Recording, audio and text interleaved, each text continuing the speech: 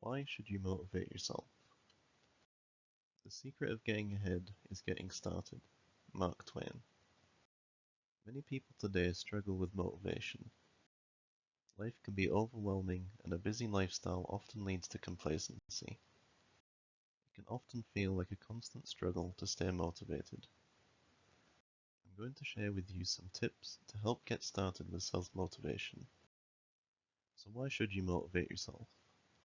First, let's look at some of the negative effects associated with lack of motivation. People who lack motivation often have a poor self-image, lower productivity, and depressive behaviors. Now let's look at some of the benefits of being motivated. You may see increased productivity, you'll feel more fulfilled in life, and people's perception of you will become more positive. Here are some examples of what motivation can do. Albert Einstein, Gandhi, Martin Luther King Jr., Steve Jobs. You can do great things if you believe in yourself. The path to motivation first starts with understanding a bit more about it. There are two types of motivators. Intrinsic motivators, which relies on personal feelings and emotions, and extrinsic motivators, which relies on external things such as rewards or avoiding punishment. It is also important to be aware of the two types of mindsets, fixed mindsets and growth mindsets. People with a fixed mindset have a desire to look smart to others. They tend to be more negative and as a result often do not reach their full potential. Growth mindsets are the opposite. People with a growth mindset will be open to learn new things and face new challenges with a positive attitude.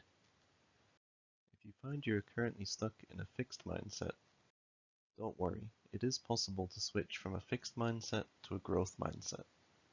The question is, can you learn to be motivated? The answer is, yes you can. Motivation is a skill, just like riding a bike. With all this in mind, there are several techniques that will help you become self-motivated. Some of which are listening to motivational music, watching a motivational movie, reading motivational books. There are even apps out there that aim to increase motivation. These might work for some people, but there are even stronger techniques out there. Obligation is a very powerful motivator. Find a friend and make a commitment. For example, you can both agree to exercise a certain amount each day. You will naturally feel obligated to keep exercising because of your obligation to your friend. Another strong technique is the idea of SMART goals, which stands for specific, measurable, achievable, relevant, and finally time-bound. In other words, first envision your goal, quantify your goal, make sure it's achievable, make sure it's relevant to you, and set a target date. Hopefully now you have the tools you need to take the first step towards self-motivation, and you can see just how powerful a simple change in your thinking can be.